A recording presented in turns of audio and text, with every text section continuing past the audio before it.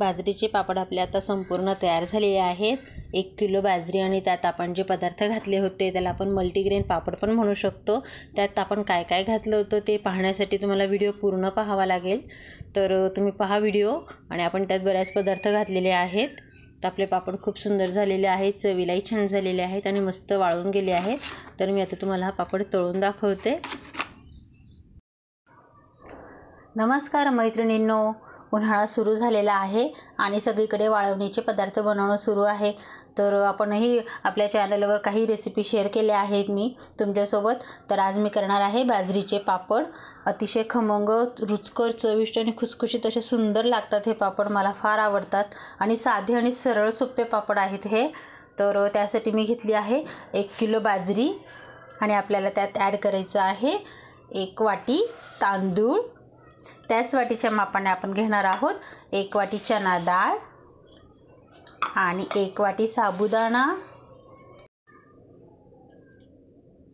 1 वाटी गहू आणि 1 वाटी उडदाची डाळ।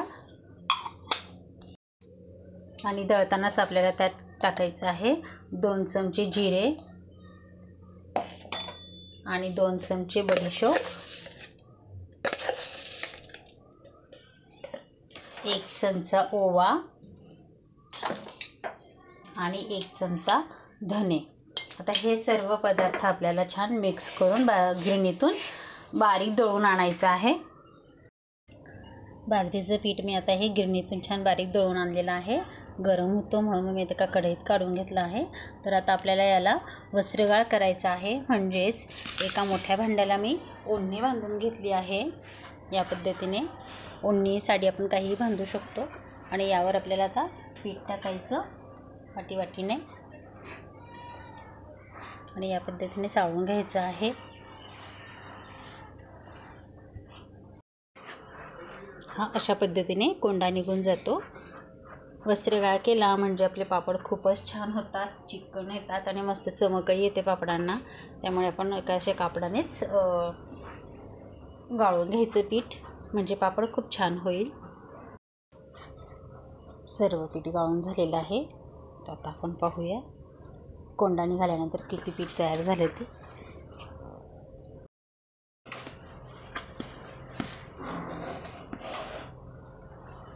भरपूर पीठ आलं आहे।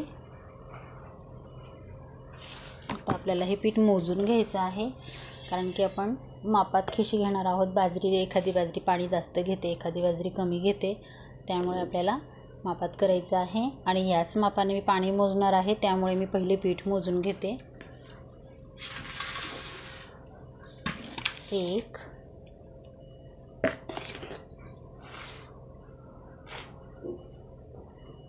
2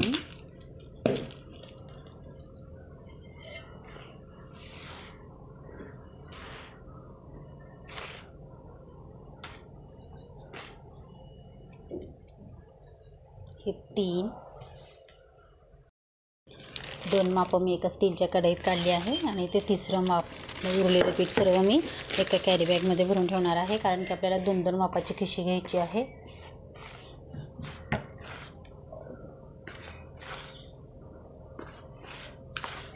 चार माप आणि थोडं पीठ वर आहे आपलं।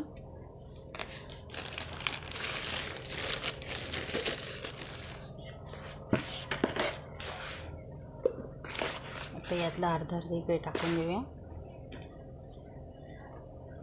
2.5 मापाची आपण खिशी घेऊया पहिले आणि हे उरलेलं पीठ एका कॅरी बॅगमध्ये भरते। हे आपले 4 आणि थोडंसं वर इतकं पीठ आलेलं आहे। आता आपण 2 माप आणि थोडं पीठ वरती म्हणजे अशी 2.25 मापाची खिशी घेऊन घेऊया।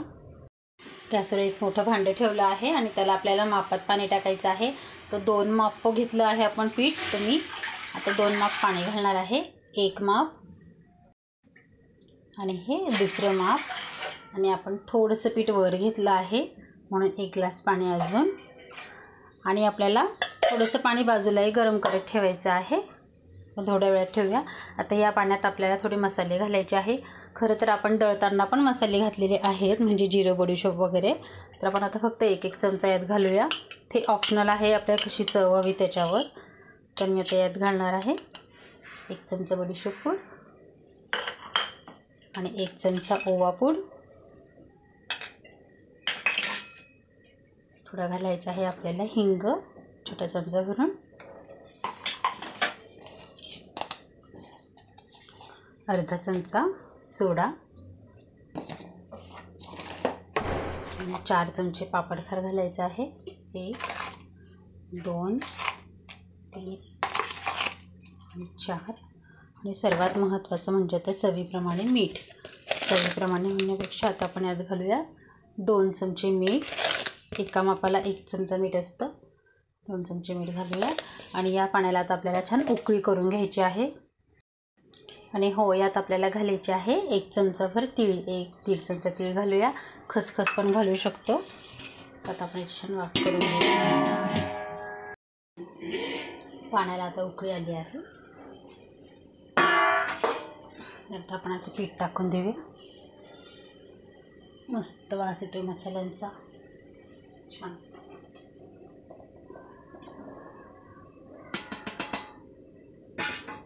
पीठ पसरवून द्यायचं आणि याला पुन्हा झाकून द्यायचं आहे आपल्याला।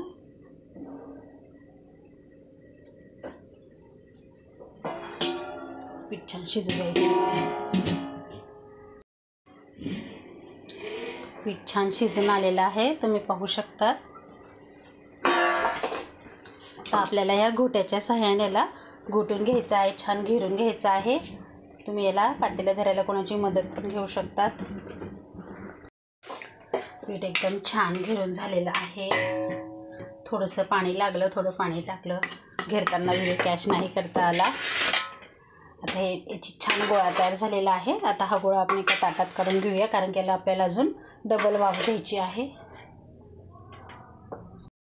भांड्यातलं सर्व पीठ मी एका ओल्या कापडावर काढून घेतलं आहे आणि आता याला आपल्याला वाफ घ्यायची आहे। भांड्यातच ठेवलं असतं ते भांड्याला लटकण्याची भीती असते, त्यामुळे त्याला आपण ओल्या कापडात असं गुंडाळून घेऊ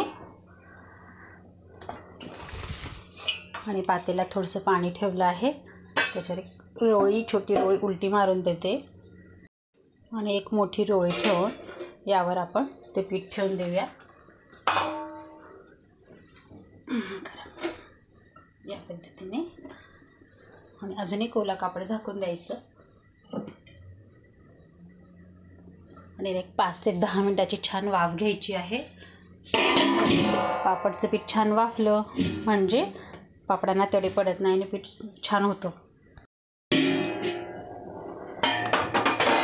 पीठ आता छान वाफून गेलं आहे, आपण गॅस बंद करून देऊया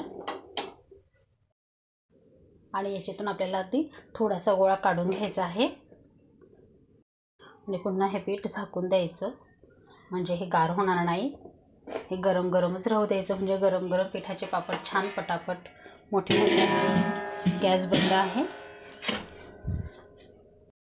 आता एका कागदात हा गोळा घेऊन आपल्याला रगडून घ्यायचा आहे, याची लाटा करून घ्यायच्या आहेत आपल्याला। पीठ छान रगडून घेतलं आहे, थोडा तेलाचा हात लावून आपण मस्त लाट्या करून घ्यायच्या आहे। 7-7 8-8 10 लाट्या करून घ्यायच्या। मी लाट्या करून असे एका पिशवीत ठेवून घेतले आहे। हे पापडांचं मशीन आहे। आता मी त्यावर एक कागद ठेवते, त्याला थोडंसं तेल लावायचं, दुसरा कागद त्यावर ठेवायचा आहे।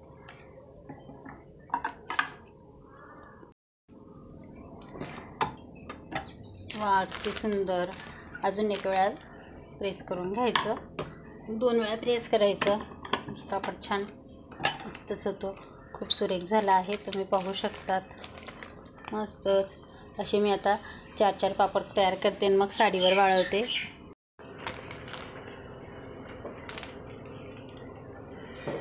असे आपल्याला पापड वाळवून द्यायचे आहे। खूप सुंदर पापड होत आहे, पीठ छान शिजलेलं आहे, कलरही खूप सुंदर आलेला आहे आपल्या पापडांना, तुम्ही पाहू शकतात। मस्तच सर्व पापड करून घेते।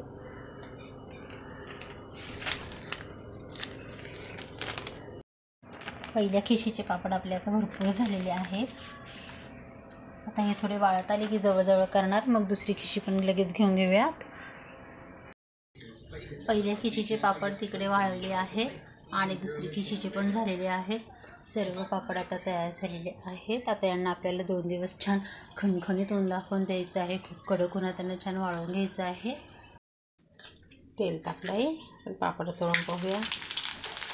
वा, किती सुंदर, पहा किती छान फुलून आला आहे पापड.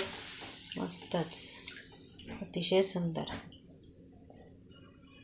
अगदी चौपटीने फुलतो एवढा पापड आपला तयार झालेला आहे. पाहू शकतात, पूर्ण कढईभर पापड होतो आहे. मस्तच.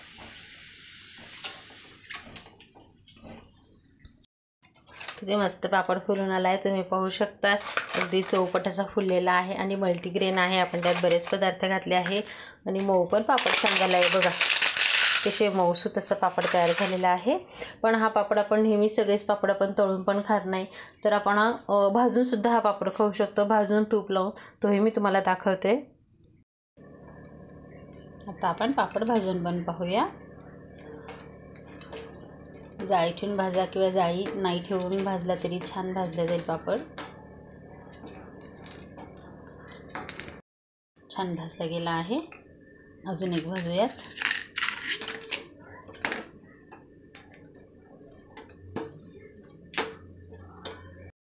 हा पापड पण छान भाजला गेला आहे. आता तुम्ही या पापडावर साजूक तूप टाकलं आणि छानपैकी त्याला असं छान पसरवून दिलं, अतिशय सुंदर असा लागतो हा पापड. चविष्ट लागतो, खूपच छान लागतो हा पापड तूप लावून. तर बाजरीचा पापड आहे, मल्टीग्रेन पापड आहे. तर आपण भाजल्यावर त्याला छान अशी तिळीची चटणी पण त्यावर टाकू शकतो. खूप सुंदर लागतो. मसाला पापड तयार करून खाऊ शकतो आपण. अगदी तिळीची चटणी टाकली आणि थोडंसं असं तेल टाकून त्या पापडाला छान स्प्रेड करून दिली चटणीला, अप्रतिम लागते. संध्याकाळच्या स्नॅक्ससाठी पण खूप सुंदर डिश आहे ही. 4-5 पापडं जरी तेल चटणी टाकून खाल्ले तरी छान स्नॅक्स होऊन जातो आपला. तुम्हाला कसा आवडतो तुम्ही खा, तळून खा, तेल चटणीसोबत खा किंवा साजूक तूप लावून खा. आपले पापड अतिशय सुंदर झालेले आहे. तुम्हाला मल्टीग्रेन पापड म्हणजेच बाजरीच्या पापडांची रेसिपी कशी वाटली आहे मला कमेंट करून नक्की कळवायचं आहे. रेसिपी आवडल्यास लाईक करा, शेअर करा, सबस्क्राईब करा. कमेंट करायला विसरू नका. चॅनलला नवे असाल तर पटकन सबस्क्राईब करा. थँक्यू.